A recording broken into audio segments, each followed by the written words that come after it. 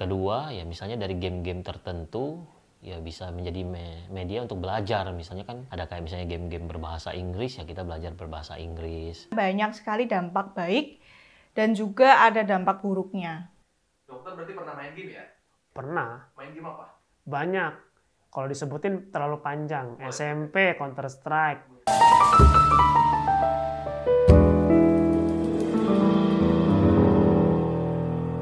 Halo, saya Dr. Effendi, saya dokter spesialis kandungan. Halo, dengan saya Dr. Yoga Yandika, dokter spesialis anak. Gue Dr. Agus, dokter spesialis kandungan. Saya Dr. Bonita, saya seorang konselor menyusui. Nama saya Dr. Prima, saya dokter kebidanan dan kandungan. Saya Dr. Viana, saya dokter anestesi. Saya Willy, dokter spesialis anak. Saya Dr. Fadila, saya dokter kandungan.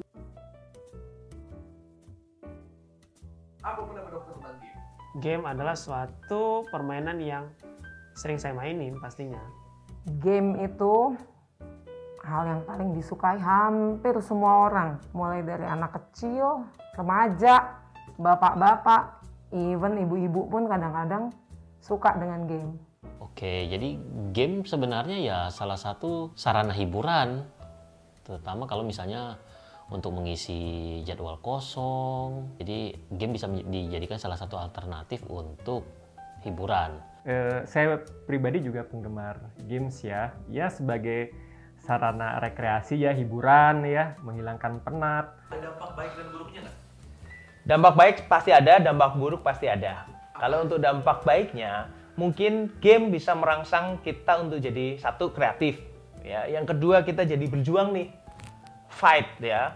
Dampak positifnya seperti misalnya itu tadi satu, bisa mengurangi stres. Kedua, ya misalnya dari game-game tertentu, ya bisa menjadi media untuk belajar. Misalnya kan ada kayak misalnya game-game berbahasa Inggris, ya kita belajar berbahasa Inggris. Game juga secara tidak langsung tuh kayak melatih seseorang untuk lebih pintar dalam mengambil keputusan. Ada game-game tertentu kan yang membutuhkan, ini harus mengambil keputusan ini, mengambil keputusan itu untuk strategi dalam bermain game.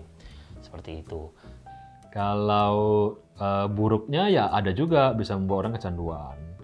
Bisa memiliki dunia sendiri di game, teman-teman sendiri di game yang mungkin ya lebih di koneksi yang mungkin lebih dapat gitu, karena gaming itu kan memacu adrenalin, lebih mudah untuk connect ya, daripada mungkin dia dengan teman-teman yang saat ini sedang ada dekat dia gitu. Ya ada buruknya juga sih.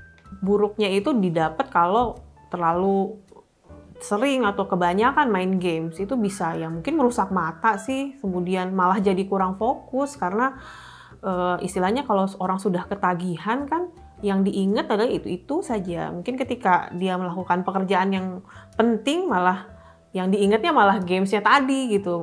Banyak sekali dampak baik dan juga ada dampak buruknya. Semua tergantung dari siapa yang ngegame, siapa yang mendampingi saat main game, dan beberapa hal lainnya. Dokter berarti pernah main game ya? Pernah. Main game apa? Banyak. Kalau disebutin terlalu panjang. SMP, Counter Strike, Dota 1, Dota 2. Terus abis itu semua game online udah pernah, Warcraft, terus Black Desert. Wah, semua deh. Game online yang saya main ya seperti yang sekarang milenial main ya, Mobile Legends, Lineage, Blade and Soul, seperti itu. Saya termasuk yang jarang main games, tapi pernah mungkin games-games ringan. Kayaknya sekarang lagi mainin lagi Plants vs Zombie deh. Saya lebih suka game sepak bola ya, dari zaman dulu. Kalau zaman dulu mungkin namanya Winning Eleven ya, kalau sekarang mungkin PES ya, Pro Evolution Soccer ya.